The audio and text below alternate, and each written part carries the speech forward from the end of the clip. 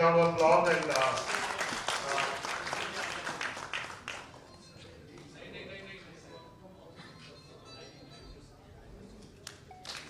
Hello.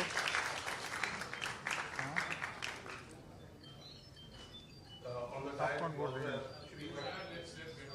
Shri Hardeep Puri, Union Institute of Petroleum and Natural Gas. Please acknowledge the presence of Shri Hardeep Puri and Mr. Alok Mehta.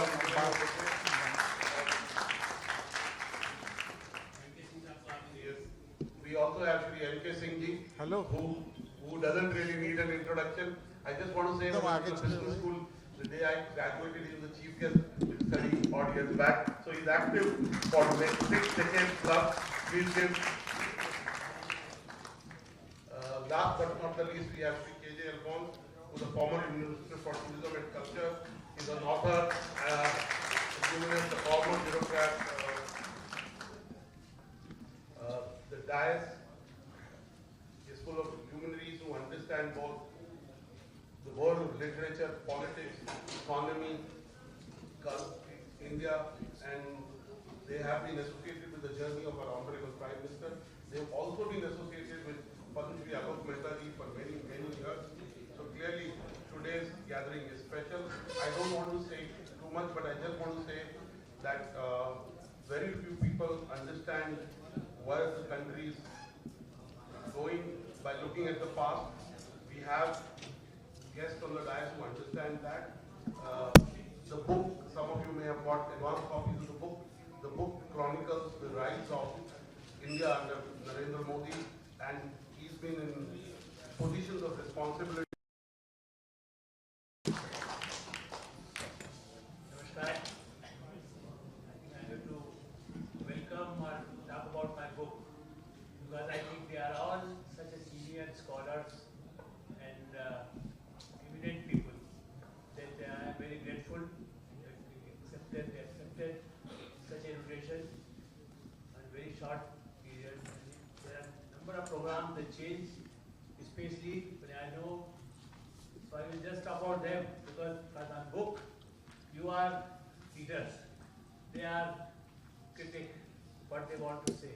Because when we feel, if you write something, one should ready to face the criticism also. What I learned from the very beginning. And correct, because I started by KVA, the agency mein, Hindustan Samachar, work with Hindustan Times Group and number of organizations there, work in foreign countries also. So I think what we should feel, why this book is there. Because people want to also see what we write. There is a visual media era also there. Because I worked with magazines, Sapna Hindustan, Manoj Amreshi, such as Scholar, Katin Mathur, and then Vinod Mehta, modern editor, if you say, nowadays, he's also no more. So I belong to those traditions. Baleshwar Agarwal, who taught me, he brought me here. He was also from RSS, but even then, he introduced me to Jagjeevan Ram, he introduced me to Chauhan, introduced to Indira Gandhi, everybody. So since then, I am following from Indira to Modi ji. That's why I feel that I have seen a number of places. I have also written books, but this book is especially about how he, Narendra Modi ji, the Prime Minister, and the Chief Minister, are before in our nations also. There are a number of people who know better than me. Prashant Mahorkar is here, who was also following in Gujarat, work on him. He was a commissioner. Vijay Singh is there, who is also known from Gujarat, vindicated now the TBT. Number of friends, everybody. So I think, especially, if you say in the background, I think the Hardeep Puri ji and I belong to the same age. But certainly I came in 71 in Delhi, and that's why when today also we are talking, he says, okay, I have to come, I will come. Change everything, I will change my program. And very kind enough, as a diplomat, I have seen number of embassies, organizations, UNO. I used to go there, and that's why I have great respect for him. Then Arif Muhammad Saab, he was from the Aligarh Muslim University. That's why I remember Nurul Hassan Saab was there. He was in Firozshah Road. I used to meet him at that time in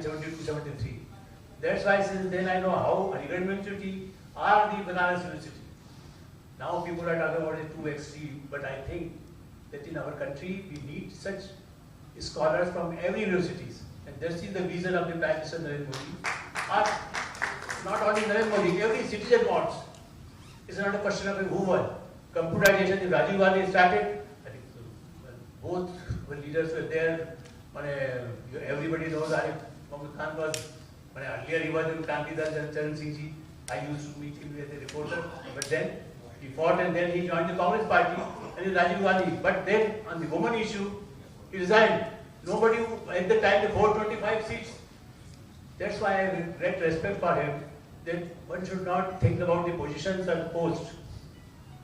And they are not originally present. Arif Mohammed Khan is the only political person in that sense. Harivansh Narayan Singh Ji, who is presiding here, originally journalist from JP movement, following there, worked with Anand Bazar Patrika, Prabhat Kavar in Bihar, Jharkhand. Such a situation at that time when the photos came and I faced earlier, but then, and he was also following the Prabhat Kavar. Prabhat Kavar, I was in Award Times. Then Lalu Yadav and company, they attacked our offices because at that time we exposed in 91. But even then he resigned because of the Harivansh who followed. So as an editor, then as a political, social activist, what he thinks for the society. That's why he is the deputy chairman of the Rajya Sabha, that everybody has great respect for him. These days we need such people. And the N.K. Singh Ji, I was just telling my friends that he was from Purnia. I used to meet in Delhi, Satyen Babu, at the time when the Congress split. A number of interviews I have in my files with him. And then when I went to Patna as the editor of Award Times, he came from Japan directly to industrialization for director industries in Patna. So imagine 88, 89, when I was following him, or at least I have a great respect for him. That's why I requested when him to please come in the program. He very kindly amended his program, because he is also a good writer. I have published number of articles, they become a book also. Then his own autobiography is there. I think a number of people must have read. But still, then I met, I said, oh, number of things you have not written.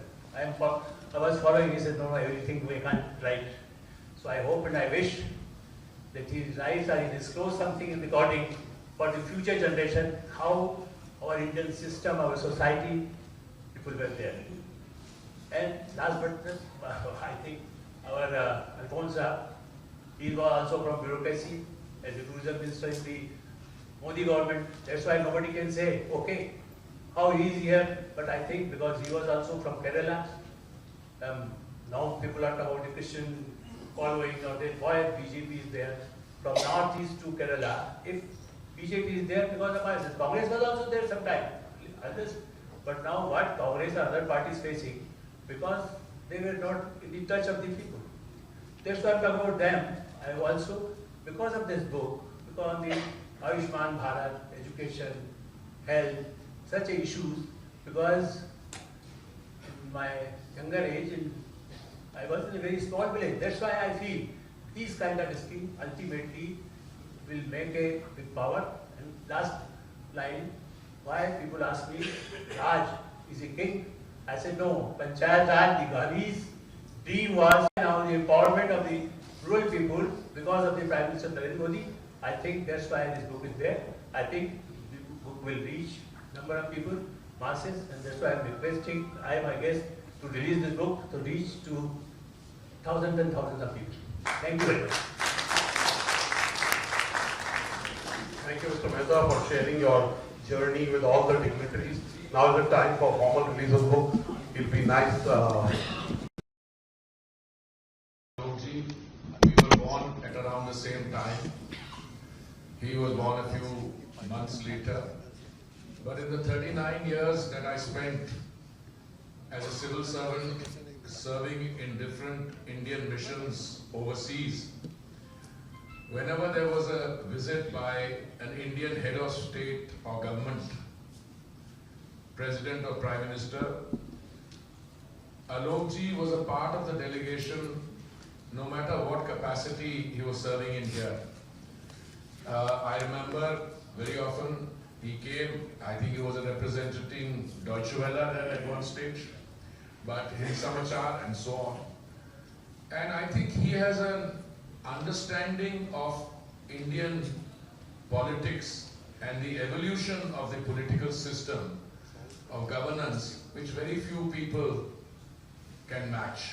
I'm not paying him a compliment just because he's invited me to be part of this, but I mean it, and I will have an occasion to reflect on it in the next few minutes.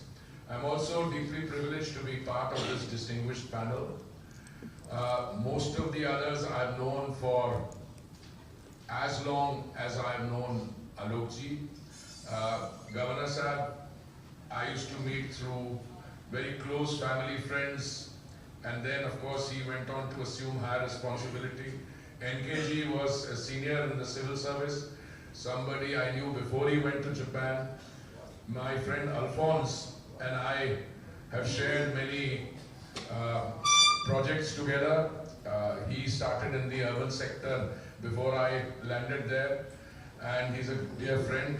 But of the distinguished panel, the one I've known the shortest period, but with whom I have developed the closest affection, is Harivanshji.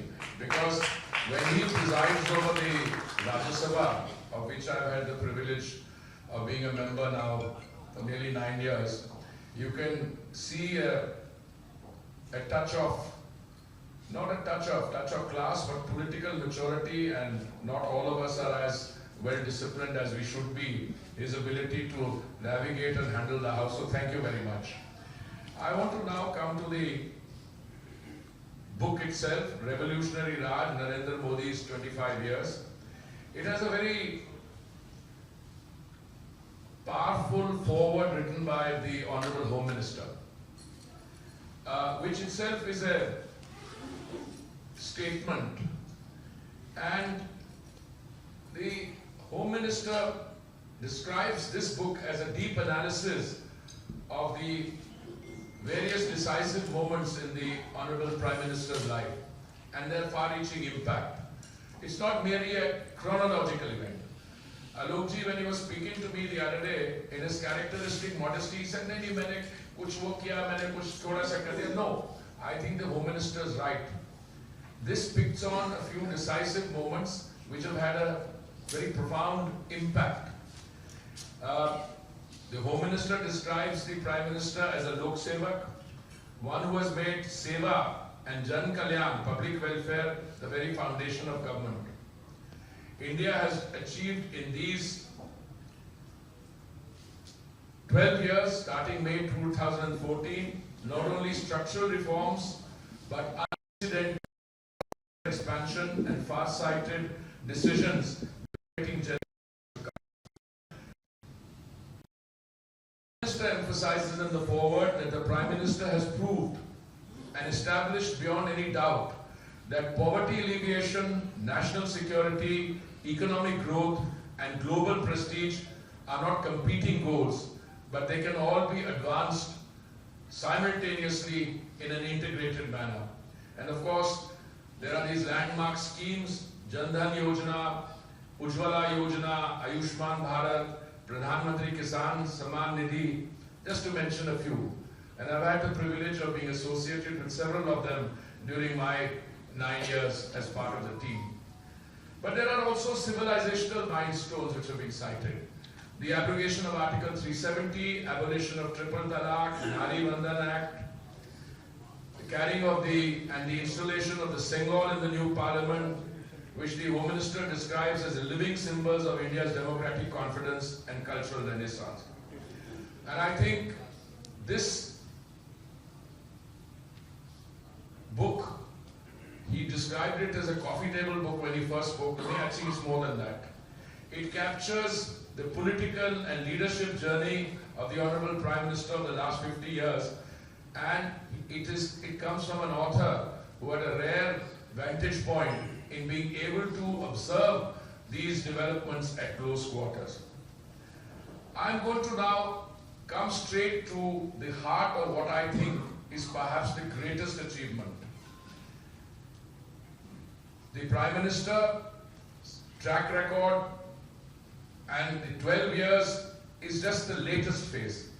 But I think before that came the time when he spent as Chief Minister of Gujarat. And I can tell you from my personal experience that many of these laudable objectives had been in our mind. I remember it was the Mahatma who in Varanasi visited Banaras Hindu College. I think the year was 1916. And he said, I went around the temples last evening looking for God. What he meant was, he was looking for Swachhta. And he said, I couldn't find it. Well, that is recorded in our history books. Modi ji becomes Chief Minister of Gujarat and we find suddenly Swachhta as a program introduced there. Then Modi ji assumes responsibility, May 2014, addressing the nation from the ramparts of the Red Fort. He talks about Swachhta again. Now, many of you are friends of mine from the university days. I see so many of you that I don't want to start counting. Many of you are a slight liberal disposition. So do all of us. Shockingly, is this a subject for the Prime Minister to take up on the first occasion that he is addressing the nation? And I said then, and I say with greater confidence now, yes it is.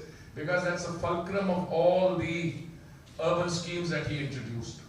And that's where we have made progress, but still a lot needs to be done. But the fundamental point is that in May 2014, we were a $2 trillion economy. Today, we are a $4.3 trillion economy. We were referred to then as being one of fragile 5 economies. Fragility, if you're traveling and you're carrying breakables in your suitcase, then the airline will say fragile, handle with care. That was roughly the kind of tag that we were subjected to.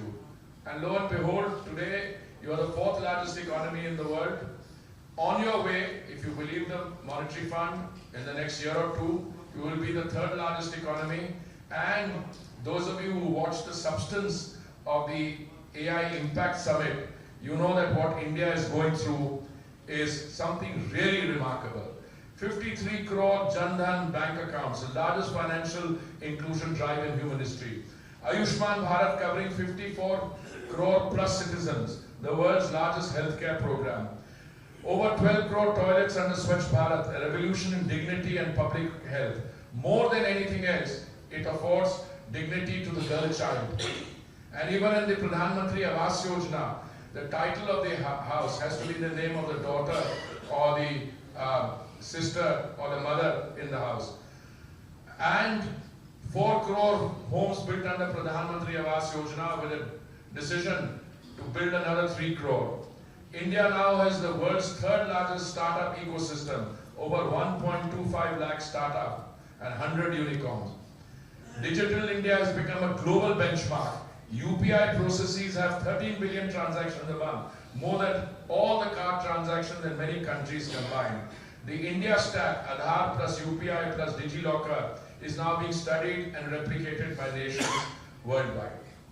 I say this as a proud Indian. I say this as someone with humility to have been a part of this process for the last 9 years. But there are so many of you on the dais and in the audience who have been an equal participant, if not a more effective contributor than some of us. So I think we all need to sit back and take this. Alok ji called me and said, please speak on something on foreign policy. And I will conclude with a few comments.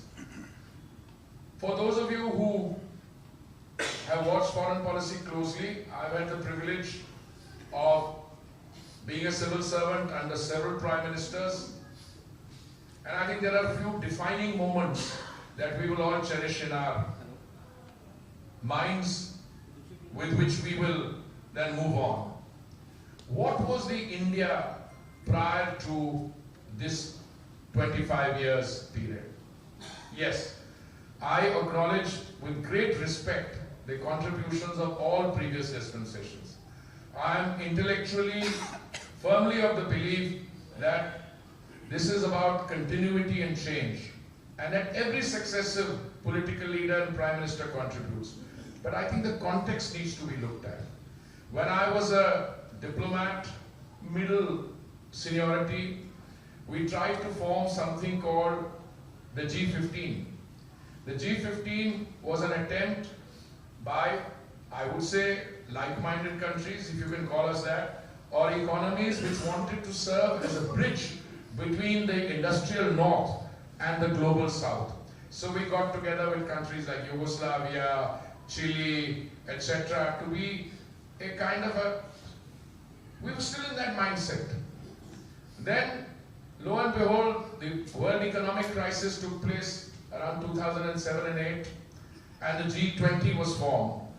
First, it used to exist at finance ministers level, then it was upgraded to summit level. Yes, there have been G20 summits. The ones which will be remembered are the first and the second one, because the governance architecture of the world got together to take some good measure, and then what will be remembered will be the India G20 summit. We came of age. You now talk to the European Union, the United States, you talk to the other countries, Russia, on energy, with which I have something to do now, having been with the portfolio for 5 years. Let me just share some hard statistics with you. We are today we are consuming 5.6 million barrels of crude oil a day. When I joined 5 years ago, it was 5 million. In very limited, short period of time, it has become 6 million barrels a day. We have the world's 4th largest or the 3rd largest refining capacity, 260 million metric tons per annum. We are taking it to 320 in another year or so. When the global turmoil which is currently underway, when it settles down, you will find there's 2 or 3 major global refining hubs, and India will be one of them. You have navigated economic policy with great confidence, and this is a direct tribute to the hands-on leadership of the Prime Minister. Whether it is digital inclusion or other areas of governance, India has a great story to tell. It's not a coincidence that no matter whether you look towards Latin America, today we are proudly hosting President Luiz Inácio Lula da Silva. I happened to be ambassador there in the years between 2006 and 8. I was exposed to the ethanol story. Some of my friends in journalism used to joke with me when I used to come from Brazil, here comes ethanol, because I was talked about it then. But the fact of the matter is, by 2014, we were only able to blend 1.4%. Modi ji set a target of 10% by November 2022. We accomplished it 5 months in advance. He set a target of 20% by 2030. We did it 6 years in advance. Today our situation is, you are able, through saving on imports, to give 40,000 crores of rupees every year to our farmers. So your andatas has also become uddadata. And today I am shooting. Green hydrogen. You know, that is the wave of the future. That is the energy, that is what is going to drive us. Because when a bus powered by green hydrogen goes on the road, it only emits water vapor. When I became Petroleum Minister, my first discussion with the US Energy Secretary was, she said we must get 1 for 1 for 1. That is 1 kilo of green hydrogen for $1 in 10 years. When I looked around the world, the price was $5.4, which was the lowest. We decided we were going to do it differently. And through 3 successive tenders that were floated, the price came down to $4.4, then $3.5, now $3. We are now at the stage, if it comes to about $2.5, $150 billion of energy imports. You will not only be able to substitute through green hydrogen, it will take a few years, but we are there. Today you are leading the world on artificial intelligence. Look at the substantive gathering of all the important people for the AI Impact Summit. What you're doing in the energy sector, Ujjwala, and I'm going to, there were 14 crore Ujjwala gas connections in 2014. They were mostly urban. By the time Mr. Modi did the event at Ayodhya, we had gone up to 33.3 crores. Now, if you say that one gas connection is for one family, and there are 4 members in each family. 33.3 crores means we have saturated the entire population of 1.4 billion. And today, a beneficiary of the Ujjwala scheme gets clean cooking gas through a cylinder for as little as 5 or 6 rupees a day. And non-beneficiaries get it for 13 or 14. If you add that to all the other welfare measures, so these 25 years demonstrate, Alokji, not only the transformation of India, they also establish beyond doubt the solid foundations which have been laid for India to be a Viksit Bharat or a developed country by 2047. Thank you for doing this. This is one more focus on our journey to Viksit Bharat, and thank you very much. Thank you, Mr. Puri, for bringing all the facets of the governance and its impact by our Prime Minister. And I must say, the AI will reach its potential when the energy that is needed to run the data centers, to run the processing that is needed. So you have an important role to play, which you are playing. So kudos for that. Please give Mr. Puri a bigger round of applause. It's my honor and privilege now to welcome Shri N.K. Singh ji to say a few words about the book, and Shri Alok Mehta. You can do it from the dais. बिल्कुल बिल्कुल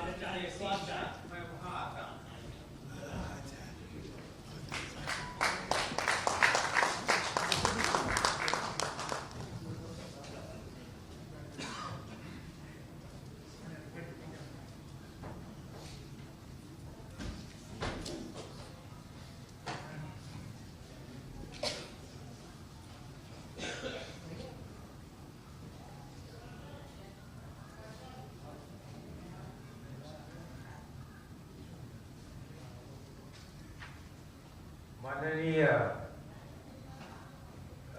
आलोक जी, जिन्होंने आज के इस पुस्तक में एक चित्र इन्होंने जो रचा है, जो प्रधानमंत्री के 25 साल के संबंधित मामले में उन्होंने इसकी जो कल्पना की है, जो उन्होंने विवरण दिया है, वो किसी भी दृष्टिकोण से सराहनीय नहीं, किसी भी दृष्टिकोण से एक अद्भुत प्रकाश उन्होंने डाला है।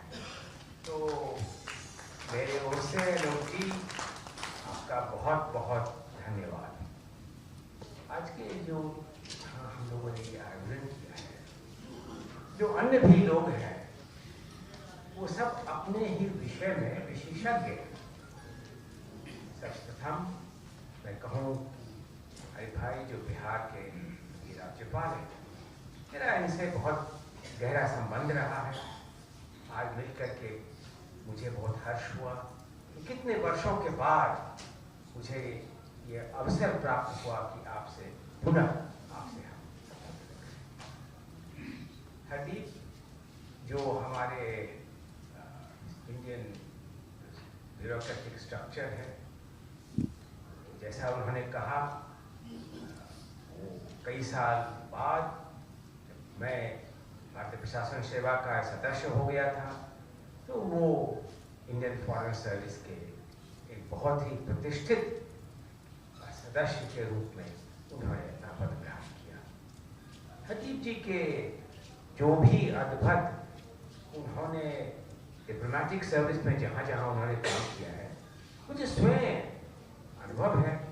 जेनीवा में, जापान में, जहाँ भी उन्होंने काम किया है, वह एक लेगेसी छोड़ के गए थे।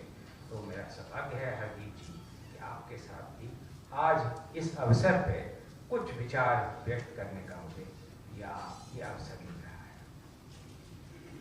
फ्रांस जी, जिन्हें सभी जानते हैं कि वो मंत्री थे, प्रतिष्ठित मंत्री थे, और उन्होंने टूरिज्म के एरिया में काफी काम किया। सबसे अंत में मैं हरवंश भाई का कहना, हरवंश भाई से मेरे बहुत ही निजी और व्यक्तिगत संबंध है। हरवंश भाई जब लिखते थे बिहार में, तो केवल पत्रकार के ही रूप में नहीं लिखते थे। जो वो लिखते थे उसमें महत्व था, उसमें गहराई थी। और हरवंश भाई यही प्रतिष्ठा आपने इस पद पे, जो राज्यसभा के डिप्टी चेयरमैन, जो बहुत जटिल पद है, मैं जानता हूँ, मुझे भी 6 साल रहने का सौभाग्य प्राप्त हुआ और जानता हूँ कि आपके संदर्भ में वहाँ और किस परिस्थिति में और किन समस्याओं से गुजर करके भी आप राज्यसभा में कार्य कर रहे हैं, तो आपको let me talk a little bit about the contents of this book. It's quite an outstanding book. It has 82 chapters. It covers a wide span of subjects. It covers from every conceivable facet that has really been influenced by the leadership of the Prime Minister. It has 82 chapters. There's hardly any subject on which Alokji has not written. Therefore, I will not go into a chronology of the sort of subjects which have been touched on and written with great precision and domain skills, which is characteristic of Alokji's writings. Alokji, I had the great pleasure of knowing you closely. When I came back as the Industrial Development Commissioner of Bihar, which you mentioned, from Japan, when you were in a very vantage position, our conversations, our interactions were invariably enlightening and enriching. So I'm glad, Alokji, that you have continued your deep interest, not only in writing, in analytical research, and in domain knowledge. And therefore, we owe a deep debt of gratitude for having brought out these many facets with some rare photographs, if I may say so, of the Prime Minister's 25 years, which you have deeply analyzed. It's difficult to speak for Prime Minister Modi. Must compliment Habib. He has brilliantly outlined some of the achievements of this period, and I need not repeat or reiterate them. As far as I am concerned, as a professional economist, I will say only 3 things about him. First and foremost, he has brought about a mindset change. He has brought about a mindset change that India was not cursed to be at the bottom of the pyramid. His ambitions are always audacious. The targets which he lays down are always daunting, and we need to have a grasp of it. For instance, let me ask you the hypothetical question. It's a chapter in the book, and that's why I'm mentioning this. It's a chapter in the book which talks of a Viksit Bharat by 2047.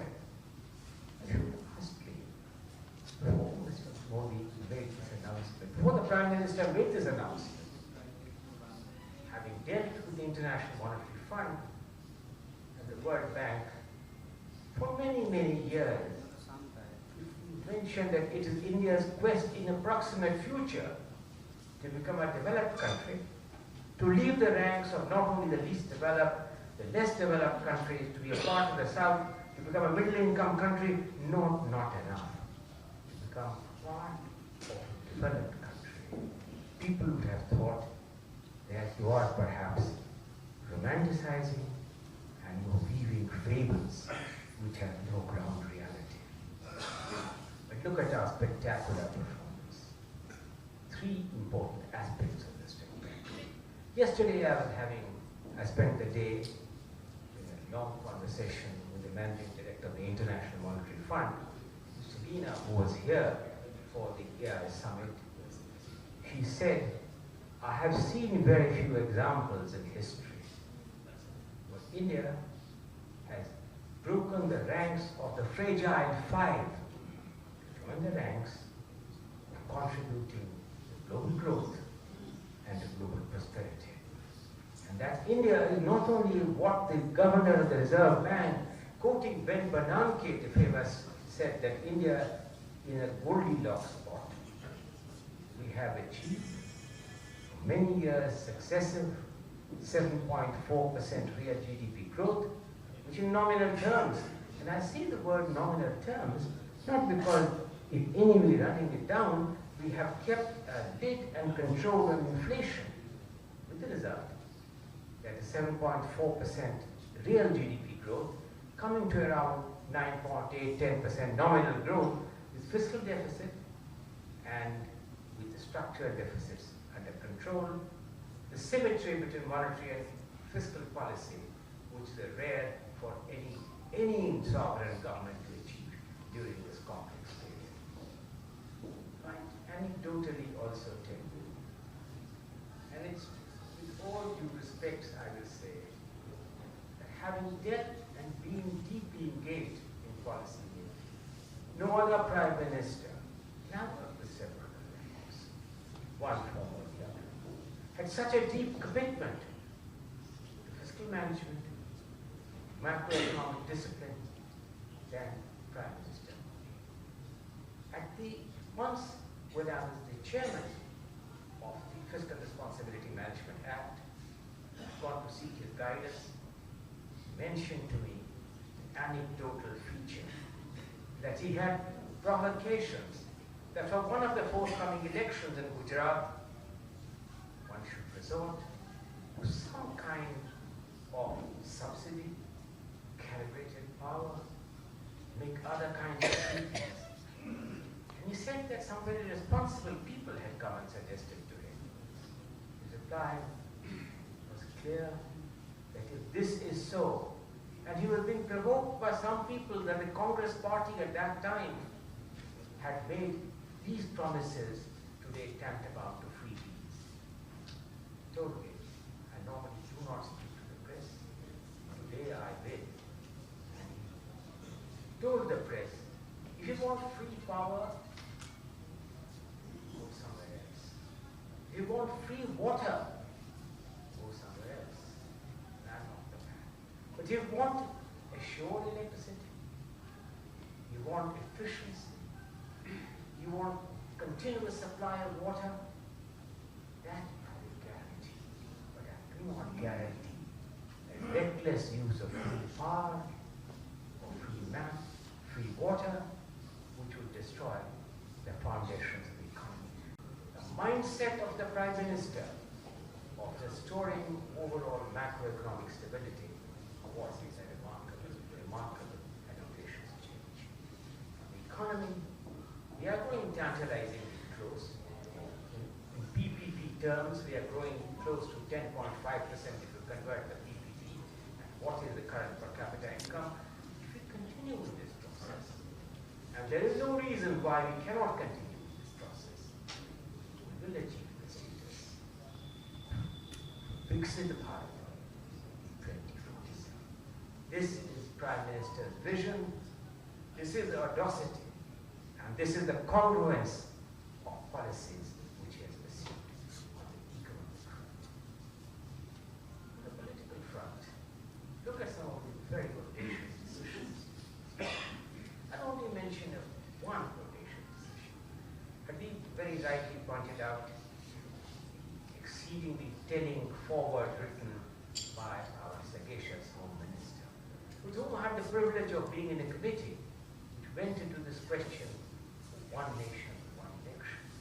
At that time, looked like an impossible kind of a quest to bring all the state elections of India together under one kind of a time frame. Look at the consequence of not doing so.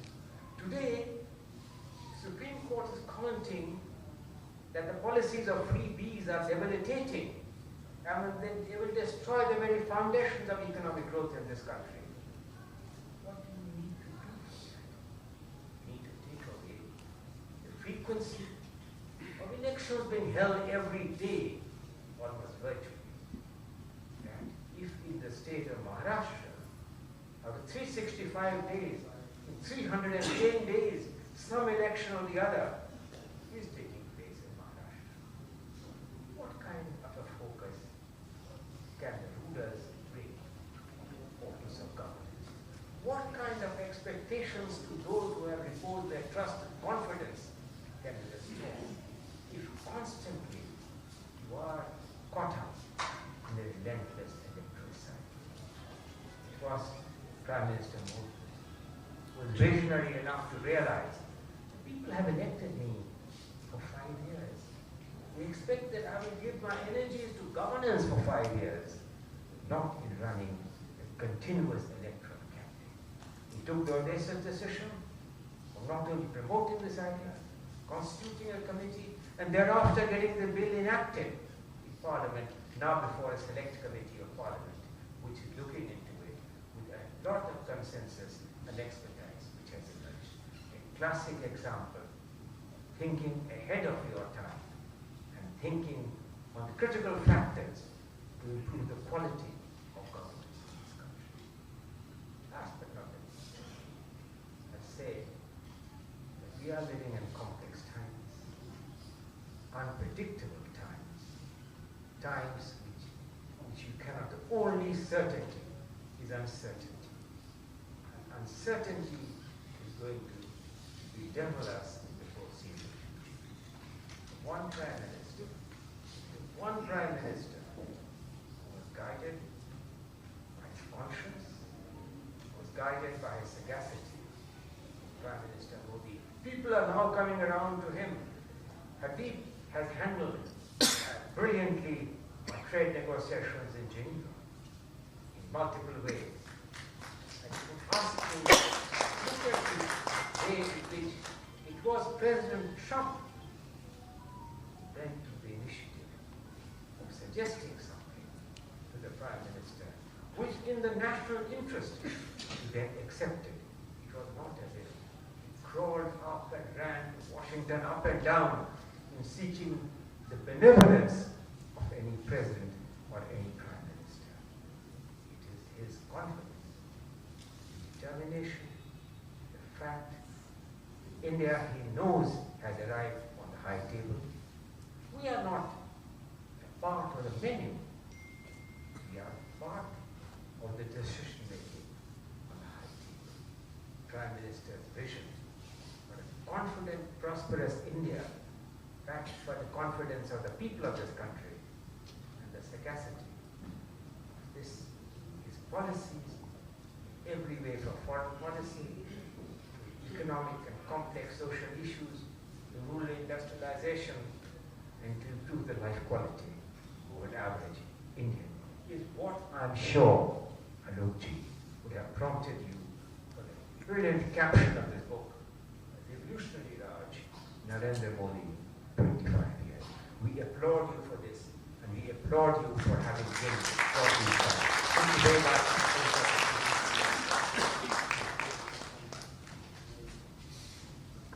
Please give Mr. M.K. Singh a big round of applause. Last 30 years that I've seen him in action, he makes his point full of content and substance.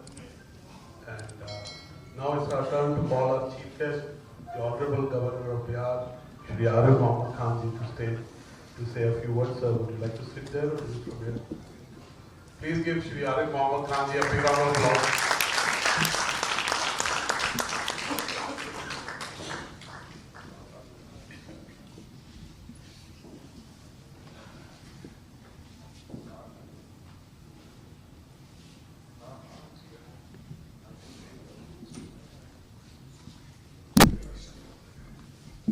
I'm very thankful to you for breaking the queue.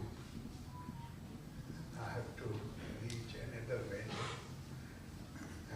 I was supposed to reach there at 5. Now it's only 5 to 5. I haven't go there a little later. Honorable Union Minister of Petroleum and Natural Gas, Shri Hardeep Singh Puri ji, Honorable Deputy Chairman Rajya Sabha, Shri Harivansh Narayan Singh ji,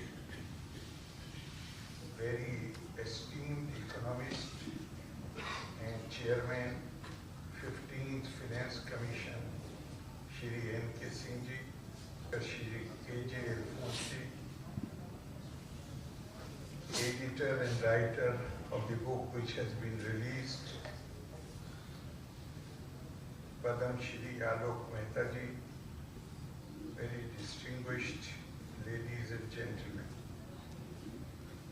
I am very happy to be present here on this occasion to release the book by Shri Alok Mehta ji, which describes the fascinating story of Shri Narendra Modi, who is undoubtedly one of the greatest figures of our generation,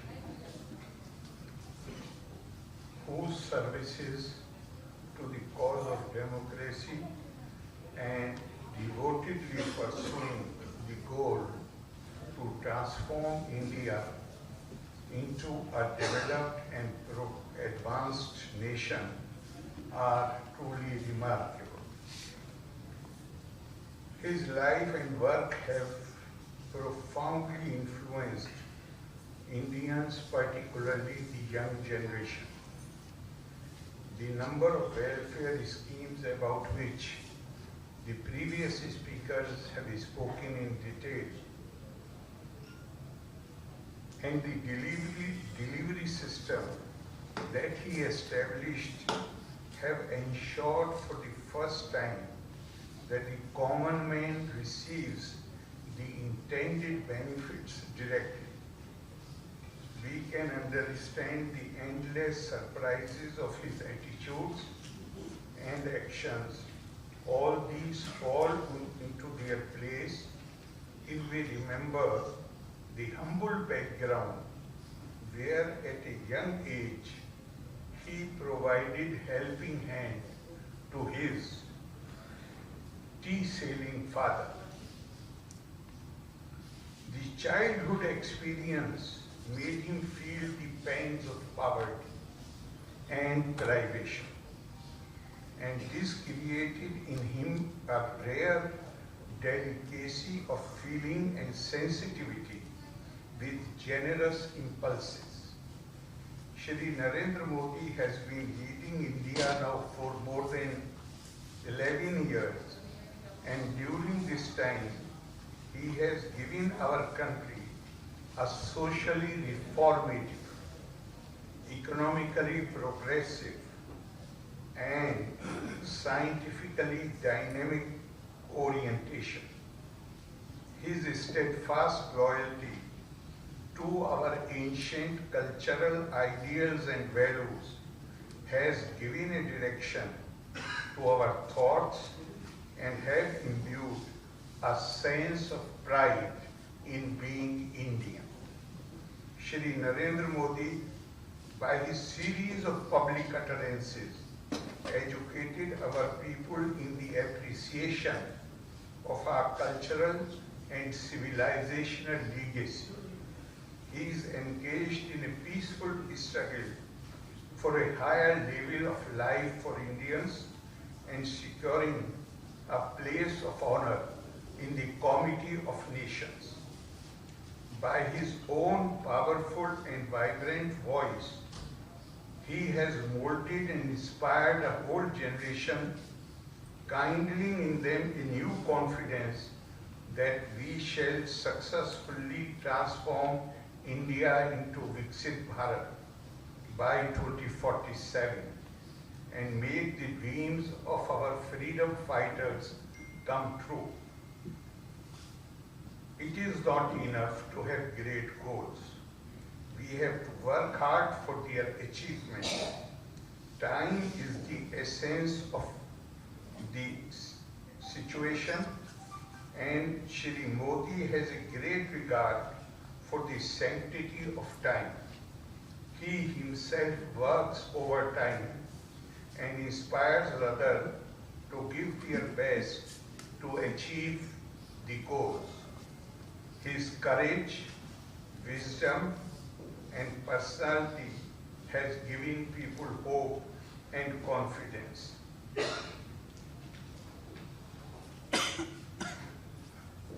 Shri Narendra Modi's leadership is an illustration of the strength of democracy in this country. From humble beginnings, without any advantage of birth, position, or wealth, he rose to the highest position in the government of the country. He has given tremendous confidence to our young generation that one can aspire for any position on the basis of the content of one's character, as envisaged by our ancient rishis. Soto asot putro, vayova kova bhavamyam, deva yattam kule janma, mada yattantu porusham. It does not matter in which family I am born. That is something which is decided by the destiny.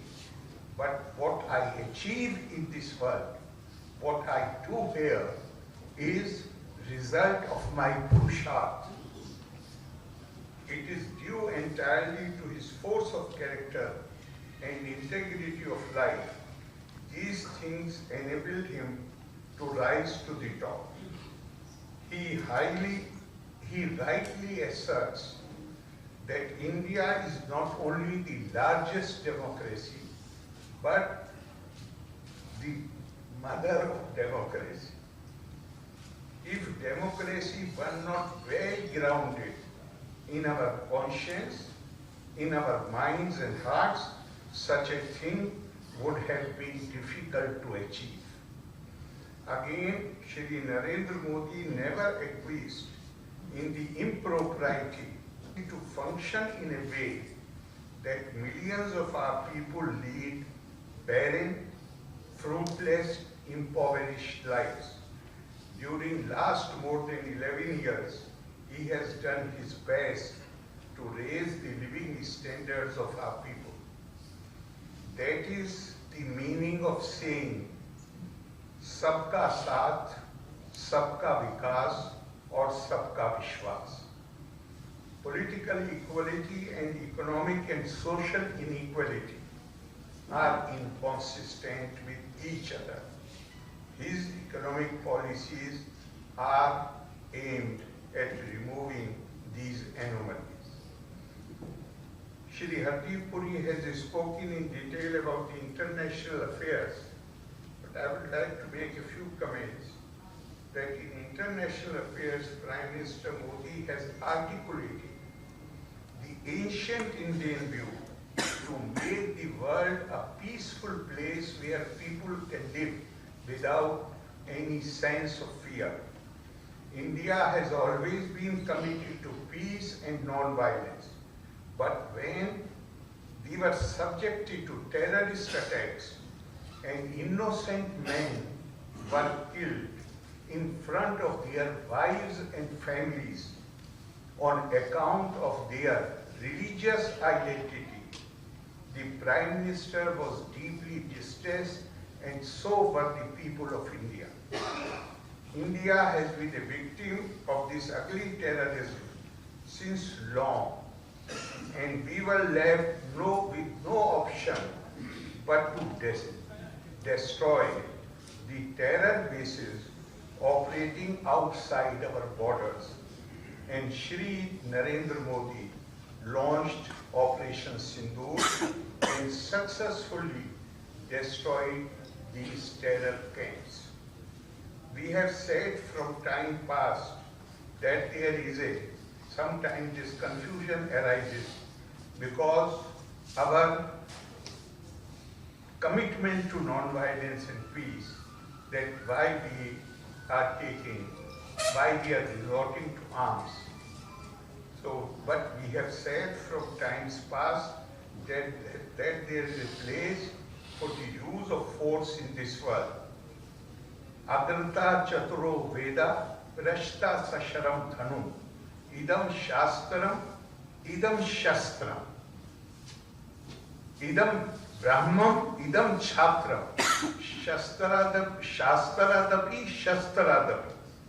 We need to pursue knowledge, acquire wisdom, build intellectual capabilities, and use this soft power for the resolution of conflicts.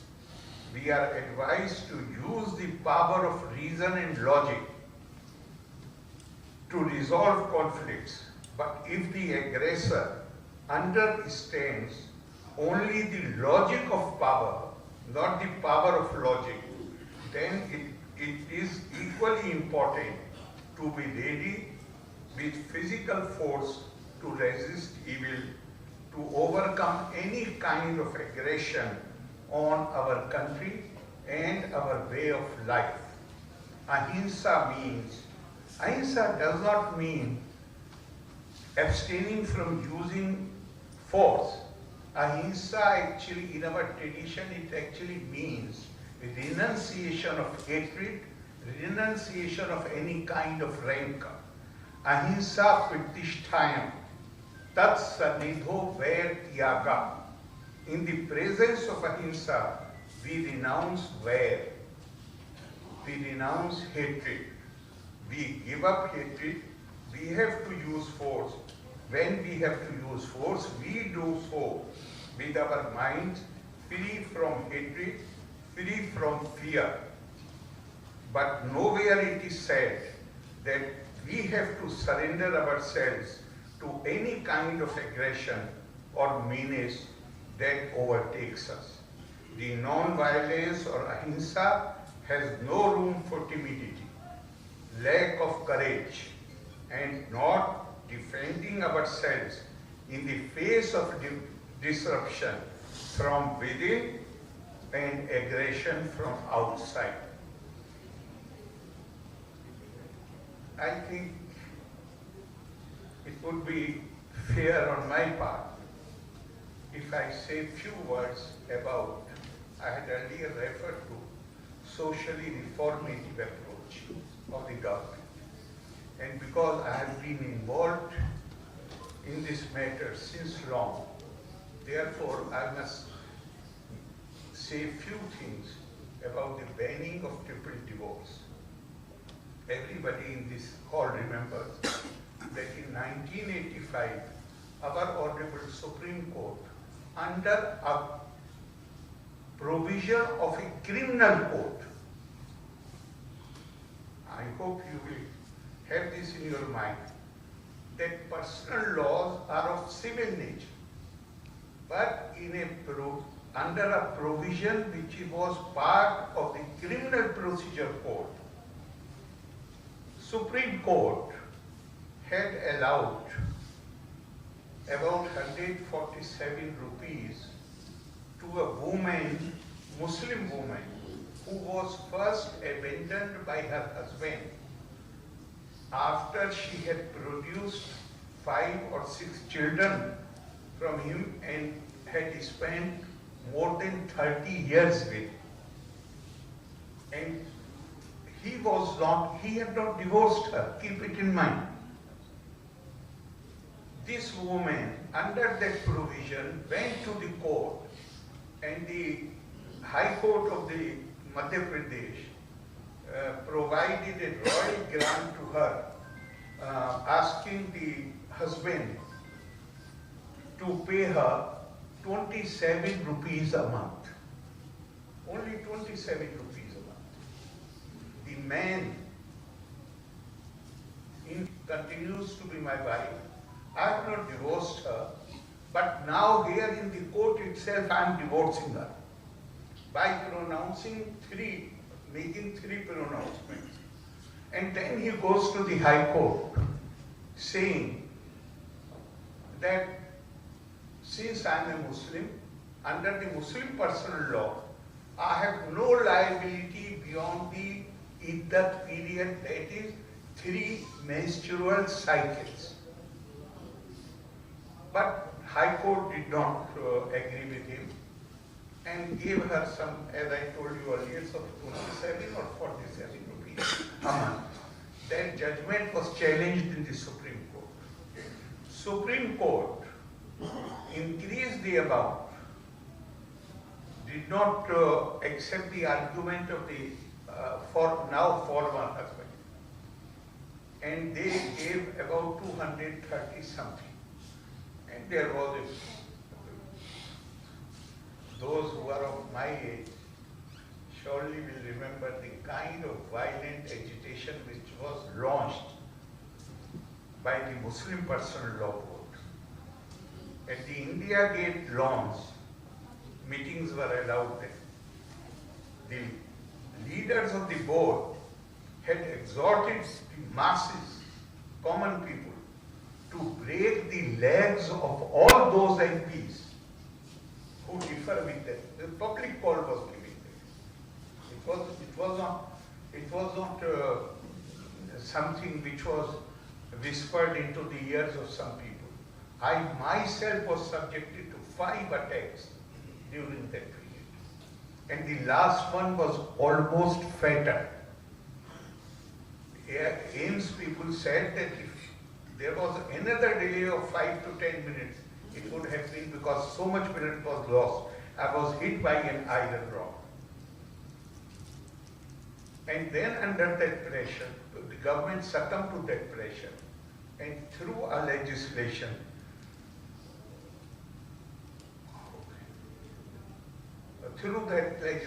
they reversed the judgment of the Supreme Court. In 2017, some other women came forward and they challenged the triple divorce itself. Supreme Court, now in 2017, Personal Law Board could not say that, they admitted that yes, this practice is innovative, this is unjust, this is not right, which they refused to say in 1986. So naturally the court asked if both of the parties are of the same view, but they were insisting, you don't ban it, we will carry a campaign against it. He said, why have you not carried any campaign so far? So ultimately the Supreme Court in its judgment said that it is not only violative of the constitutional provisions, but also violates the directions of the scripture. And many people thought that now this vicious practice will come to an end. But that was not the case, because the Honorable Supreme Court had made it clear that it is not constitutional, it is not even in accordance with the scripture. But they had not provided anything which could be done to stop this practice. In the next month following the judgment, 500 cases of triple divorce were reported. And one was from my former constituency. So I took up this, and generally statements from the government were being made that Supreme Court has done it now. No, there is no need to take any further action. Then I wrote a letter to Honorable Prime Minister. He was so quick in his response that I was called to PM office next day. We discussed this thing for about 57 minutes, and then he told me, now you don't approach anybody. Within 10 days, the bill was prepared and passed by the Lok Sabha. But the opposition stopped it in the Rajya Sabha. And in 2019, it became a law. Let me also tell you, Mr. Modi continues to be the Prime Minister. We are too near to the event. But I hope and I feel confident that after 50 years, people not only in this country but everywhere else also will recognize what a wonderful and great job Shri Narendra Modi had done, because everywhere else in the world, triple talaq is not considered lawful. In India, it was done for the first time in 2019. And I must tell you that in 2002, after the disturbances caused by the Godhra tragedy, I was a critic of Shri Modi. And I said it in the past that if I had not spent more than 4 months in Gujarat after those disturbances, if I had not interacted with people belonging to various communities, possibly the same mindset would have continued. But then after spending 4 months there and talking to people of all backgrounds, I realized that he is being maligned, he is the most misunderstood, who is being maligned very unfairly. And then after 4 months, my view totally changed about this situation. And I started sharing my views with others. He is undoubtedly a man of determination, a man of resolve, and he is the man who never shows that he is in a hurry, but never rests. And he is always engaged in pursuing whatever goals he has set before himself. You have invited me, sir. Thank you very much, very kindly of you. I am being reminded that Honorable Vice President is just going to reach there. I should be present here before he arrives there. So, Loka Samasta Sukhino Bhavantu. Dhanyavad. Jai Hind.